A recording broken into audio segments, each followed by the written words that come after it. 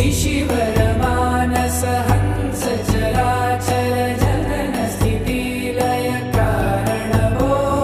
सांब सदा शिव शंभो शंकर शरणं मे तव चरणयुगम्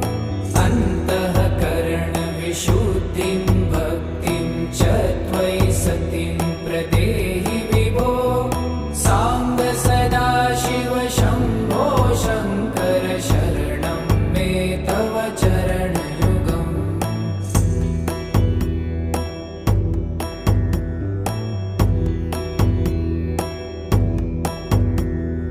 करुणावतार